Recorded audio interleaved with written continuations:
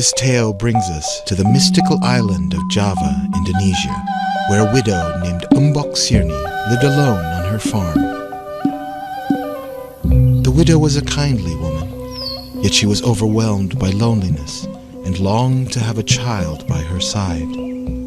When her loneliness became too much to bear, Mbok Sirni decided to pray to Buto Ijo for help.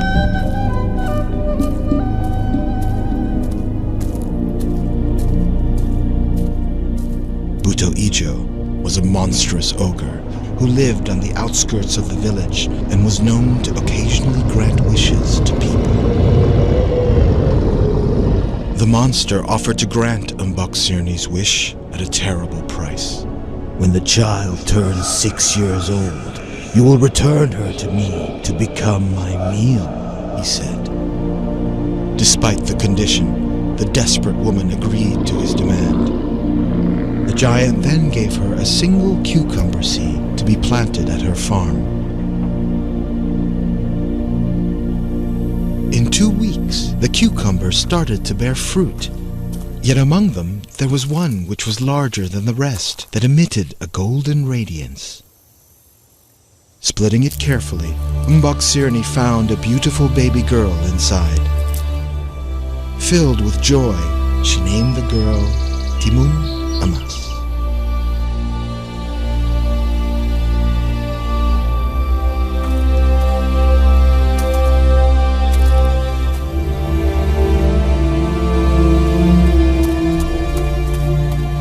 Alas, she had come to love her daughter over the years, and couldn't bear to lose Timun Amas, and yet she would never be able to stand up to the powerful ogre.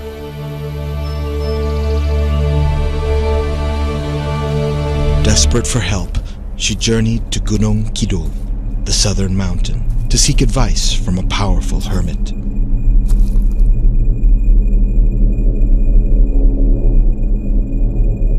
After hearing her plight, the hermit presented Mbok Sirni with 4 small pouches. "Give these to Timun Amas," the hermit told her. "They will help your daughter against the monster."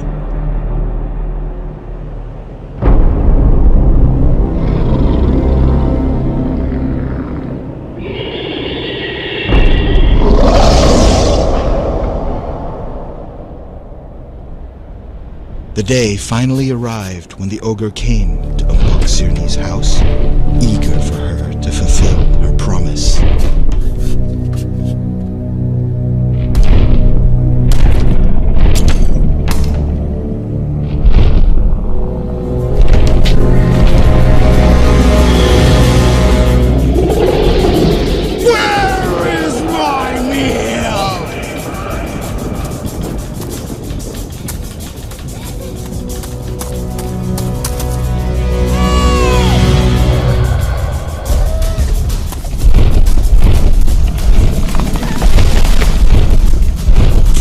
The monster chased after Timun Amas, and Buto Ijo was steadily getting closer.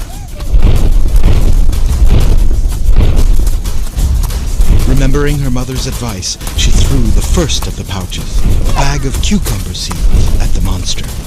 Vines of cucumbers magically sprang forth from the earth, blocking Buto Ijo's path.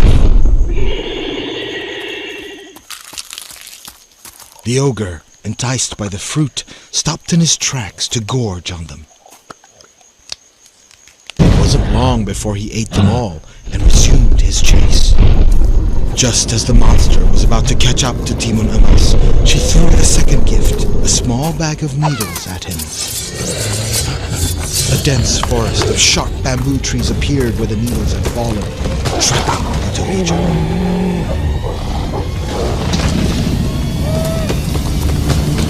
The giant ogre eventually burst through the bamboo trees, wounded and enraged.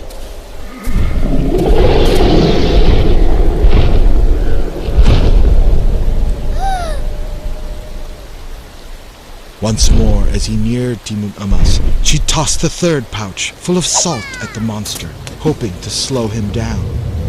Suddenly, out burst a powerful torrent of seawater, forming a giant wave which swept the ogre off his feet.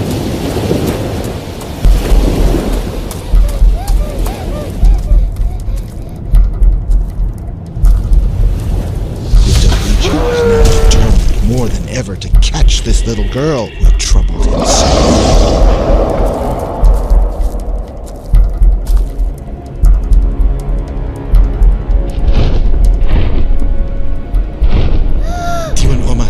Had nowhere left to run, and in her hand she held the last of the hermit's gifts. She hurled the small bag as hard as she could at the monster.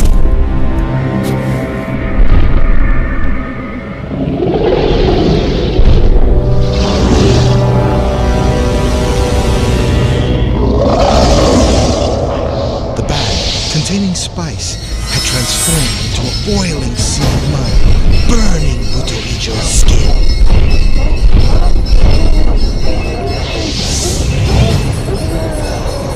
The monster struggled in the mud.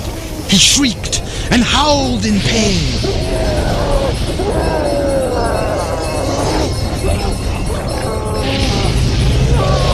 And then all was silent.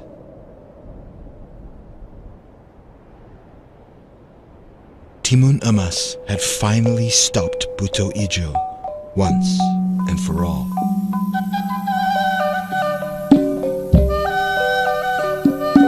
Returning to her house, her delighted mother embraced her in her arms, and they both lived out the rest of their days in peace.